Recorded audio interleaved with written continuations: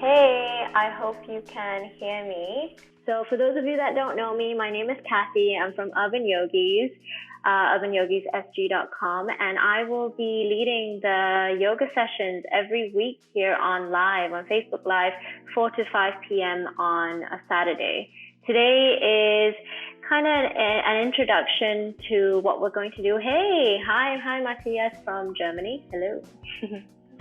And today will be kind of a simple introduction as to what we're going to be doing throughout our time together. For those of you that have joined me for previous practices in Sentosa itself by the beach on Saturday every 6 p.m., this will be a continuation because, as you know, that COVID and the circuit breaker measures have been extended. And as much as we'd like to practice with you and have a beautiful setting at the beach, we won't be able to have that for some time. So in the meantime, we'll be doing the stream online so that when you do come back to Yoga by the Beach in Sentosa, you'll be fully caught up. Yeah, so we're just waiting for a few more people to drop in. If you have any questions, if you want to tell me where you're from, what you're doing. Yes, missing you for the past 7 years from Dubai. Hello, Naveen. Cool. And a couple of things that might help you just so that you can get prepared for your sessions ahead. If you don't have a yoga block, I'm aware that not everyone has a yoga block available to them or a strap that's available to them. You can always use an old tie or an old belt. And this is the time to use all your tapao takeaway boxes. Yes, Sentosa is a very nice place. So yeah, you're welcome to use this as a block, okay? Other things that you can use are water bottles, old thick books. They come in handy if you don't have blocks like these. Yeah. All right, cool. So for every session that we do, 4 to 5, I will ensure that there will be modifications for different levels. For beginners, I will be guiding you the whole time, so you don't have to worry. I'll give you the most modified, simplest version that can take you through. And obviously, you will get to see other types of postures and modifications that you can eventually progress to once you feel more comfortable in the practice itself. And for advanced practitioners, because this is a live stream, I won't be able to see you. And same with the beginners, I won't be able to see you, unlike Zoom. And as much as possible, please follow the guidance of yourself, your breath, and sensations that perhaps your body might be showing you during the practice. Cool. All right. Hang on, guys. Let's see. What can I... Okay.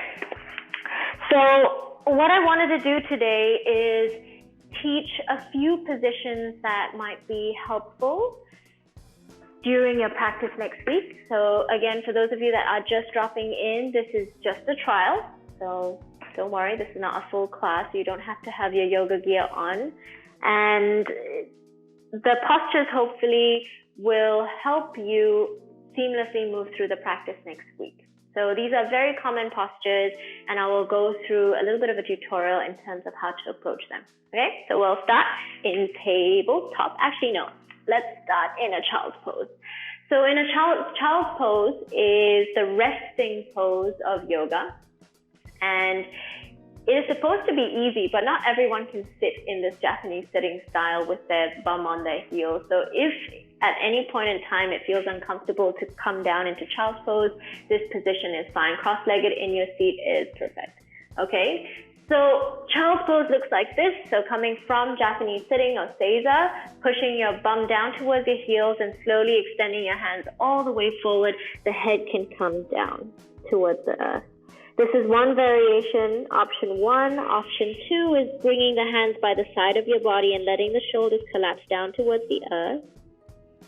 And then option 3, if it's too much for those of you with high blood pressure at home, to have the head way down to the mat, you can always take 2 fists, stack them on top of each other, and then just gently press the fist down as you rest the head on top of the fist.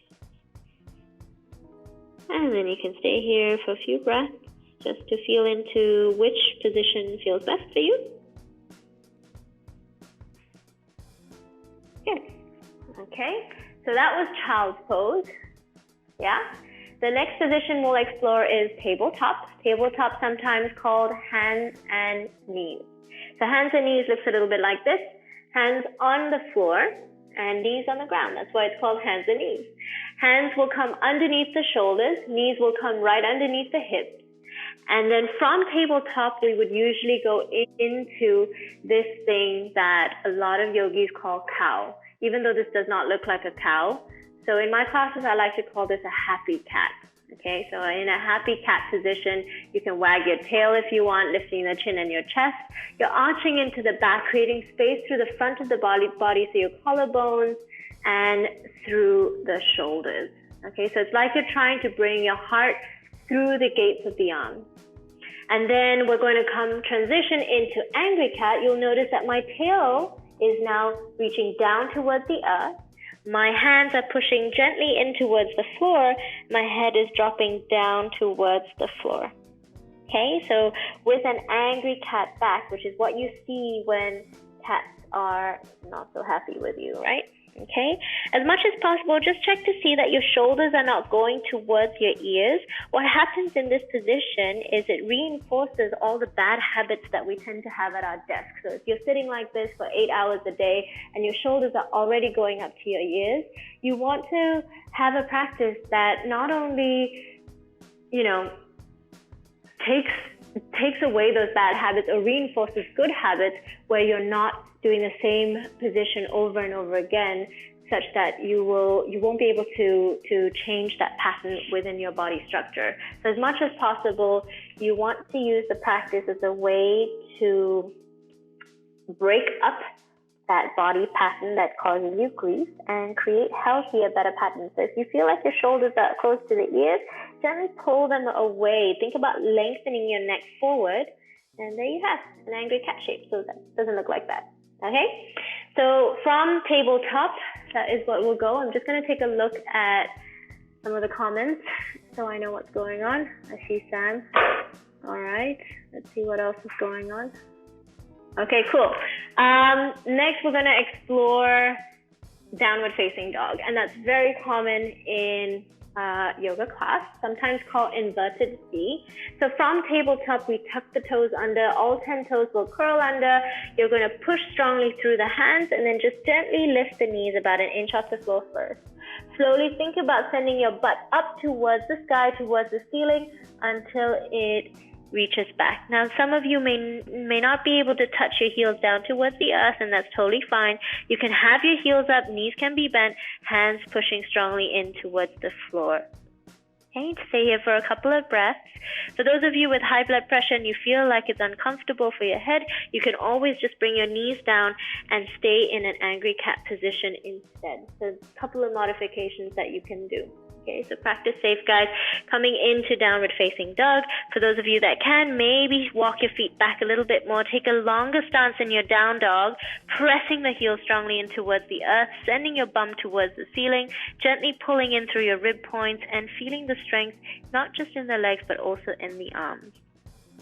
Okay, so that's downward facing dog, guys. All right. Okay, so from down dog, another position that we'll cover is plank pose. Plank pose is an interesting one. Okay, so as stiff as a plank, and you see this in a lot of the hip movements, in bodybuilding exercises as well, in yoga and Pilates. Okay, and almost in every exercise we do plank. So typically in plank, just be mindful of your lower back. Some people will end up doing plank with their butt up because they have either a weaker core, or they are not so confident with the strength of their arms. So either this tends to happen or this tends to happen. So just be mindful that you're not dropping and your bum is not too high or not too low. Push the hands strongly into the floor. Squeeze the inner thighs like there was a block in between. Keeping the neck long, so again, not reinforcing the bad habits that we talked about. Keeping the neck long, push strongly through the hands, and we're going to hold for 5. Squeeze the inner thighs, 4, 3, 2, and 1. Drop the knees down. Good. So now let's try putting that all together. So coming back into your tabletop. Inhale, we're going to arch our back, coming into happy cat. And then when we exhale, we're going to round and come into angry cat.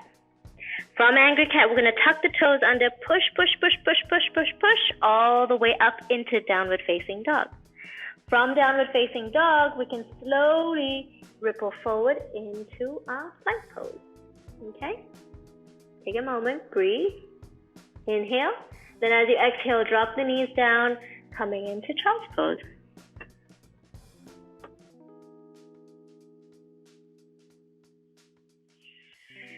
There you have it. Those are some of the simple yet common poses that you see in a typical yoga practice. If you guys have any questions, feel free to drop them in the comments. Yeah? Okay, and then I'll cover a few standing positions and some seated ones as well, just to get you guys safe in some postures, especially twists. Twists can be quite complicated. All right. So more people dropping in. Cool. Okay, for standing positions, we have open hip and closed hip. So closed hip is when the hip is facing forward. So typically something that looks like this. So warrior one, lunge, all these positions. Thanks, Kathy. Cool. Hey, Jimmy. I know you guys might not be wearing your yoga gear and doing this, but at least you can get a sense of what the postures are, okay? So standing positions, closed hip ones, typically the lunge position. So we have a low lunge, okay, with the hips are facing forward. Just imagine the bony parts of your hips facing the same direction as your mat. So a true train whoop all the way through. Okay, so this is your low lunge, and as you guessed, high lunge. Whoop. Okay, so what I like to do in high lunge is to imagine that there was a ball underneath, and I'm like squeezing an imaginary Swiss ball under you, those big gym balls. Yeah, and that helps to kind of lift my whole upper body up without dumping down. Because the tendency is to let gravity do too much for you, and there's a lot of grounding down. You want to resist gravity a little bit and find the lift, feedback off the floor. Okay, and typically our hands will go up. So hand positions, you can always open up the hands wider for those of you who are stiffer or bodybuilders who can't lift their hands so high, maybe hands apart or even hands forward is fine. Okay, so that's option one for crescent or low lunge, high lunge. Then the other option is if low lunge or rather high lunge is not possible for you, you can always drop the heel down. So notice that in high lunge, my heel is up. Now my heel is down. Okay, so this is coming into warrior one. So warrior one is a little bit tricky for those of you that have hip problems.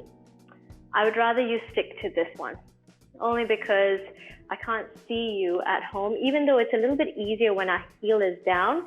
But for us to twist our torso in this position, not everyone is as resilient in their bodies to hold this shape. So if you feel a little bit creaky in your hip, see if you can build the strength to hold this position instead, or bring your feet in a little bit closer, drop the heel down so that there's less force or load that you're creating in your body. Okay, that's warrior one, lunge, low lunge, and then we have one more that always happens to be in our poses, our warrior two. So I just realized that this video is completely mirrored. Yeah, which is a little bit confusing for me. And then you're going to bend into the front knee, press the heel down in towards the earth. This is your warrior two. Now warrior two, unlike the closed hip ones we were doing, our hip is now open. So back heel is dropping down towards the earth. Hip will be facing the long side of your mat. And how to remember it is the hands will go out long side of your mat. Okay, this is your warrior two shape. Cool. Let's break it down, okay? So from low lunge, high lunge, warrior one, still closed hip-ish, and warrior two, hips open. Okay, so hips open, think of it this way, hips closed, think of it the forward way. All right, so that's the standing positions. See, not too bad, right? All right, okay. And let's see, if you guys have any questions, let me know. If not, I will move on to some twists, maybe, and some seated positions. All right, let's go. Let's get into them. So twist-wise, we generally would twist from lunge positions, standing positions. Okay, so maybe I'll face this way so you can get a better sense. So when you twist, because we're very flexible in the lower back, and for you ladies at home, we tend to use our lower back for a lot of things. Okay, so as much as possible, when you twist, just be mindful where your sternum is. The sternum is your breastbone right at the front center of your chest. That bony part, you can press into it. Yeah, that sternum bone is actually quite long. And as you press into that, just align your chin to your sternum, and that will be your guide. Typically in twists, people kind of swing their head to one side. Oops, that was a shaky swing, but they tend to swing their head to one side because there's so much rotation that goes on in their head. And as a result, their thoracic spine doesn't get enough of a rotation. And when we don't get that rotation in the spine, we want to go into a deep twist, the tendency is to take our lower back with us. So this tends to happen. So as much as possible, when you go into a twist, you can use your hands at prayer as an easier option, and just gently twist to a point where you feel like, okay, I'm getting enough sensation through the sides of my body. I'm not taking my lower back into it, and I'm not throwing my head back all the way. You can, but you might not get enough of a stretch through the thoracic spine. Okay, usually when we go with twists, or usually when we practice twists, we always practice on the exhalation. The reason why we practice on the exhalation is because of the core engagement and the lift of our pelvic floor. So on the exhale, your pelvic floor rises, your diaphragm lifts up, your belly pulls in ever so slightly to hold the trunk stable so the twist can happen. So let's try this. So with one foot forward, hands on the heart, take a full breath in. Then as you exhale, use the connection of the core and just gently twist to your left. Okay, and this might be where you're at, and that's totally fine. Good. And then we have also variations in your twist. Okay, but that basically is the simplest and most fundamental portion when it comes to twisting. All right, okay. I'm going to jump straight into the seated positions. Seated positions generally will have some forward folds and twists as well, but since we've covered twists already, I will just cover the forward fold element. So forward folds, we have extended legs, we fold forward, and sometimes butterfly, and sometimes even positions like boat, okay? The thing or rule of thumb to take note of, especially when you're doing this at home and you tend to go into this rounded, angry cat back spine when you stretch, use a block. This is where your Tupperware, your blocks come in handy, and depending on your weight, just be careful to choose something that's sturdy so that you don't fall in the pose, because that gives a little bit of a shock to your spine. So just be careful what you're using, yeah? So make sure you feel confident with the prop that you're using. It can hold your weight up. So in this position, because my hips are elevated over my knees, it gives me a little bit more space for my femoral arteries to have some room, okay, and there's no compression, and I'm able to just hold it here, and this is enough to get a stretch in my inner thighs. For those of you that are more flexible, that want to go more, to have a healthy engagement, think about pressing the soles of your feet together, okay? And you're welcome to stay here, or if you want, you can go all the way down. Okay, sometimes within my classes, as a rule of thumb, just because you can doesn't mean it's always great. I am a very hypermobile person, so I can take my body into extreme ranges, but it's not always very healthy, and it doesn't build strong patterns or habitual patterns for our daily movement. All right, and this is also the same for extended leg position. Forward fold. Typically, people tend to round, so having a block to lift up, to stay here, perfectly fine. Just be mindful that you're sitting really at the edge of the block as opposed to sitting all the way back, which reinforces that round in the spine that you don't want. Okay, so just be mindful of that. And then usually after our seated positions, we will be on our back And we will do some stretches on our back, and this could involve stretching our hamstring, stretching out our hips. This is a very classic, common pose called Happy Baby. It's the one that everyone likes to giggle whenever they come to this pose, which I'm not too sure why, because I don't know, it's just a very playful pose. It's also quite hard, especially if you have very tight inner thighs and inner groin. Right, so option, if you can't hold on to the sides of your feet, that's okay. You can come into child's pose on your back. So imagine that you are lying, or there's a wall at the top of your shins, in front of your shins. And just like you would do in child's pose, with your hands by your side or holding onto your shins, this is child's pose on your back. Okay. And then finally, usually we would come down onto our back, coming into Shavasana, or full relaxation pose, which just involves you dropping down in towards the earth, palms facing up, collapsing, hopefully not feeling dead, but energized and alive. And we'll usually stay there for about 3 to 5 minutes, depending on how much time we have. Usually I like to stay there for a little bit longer.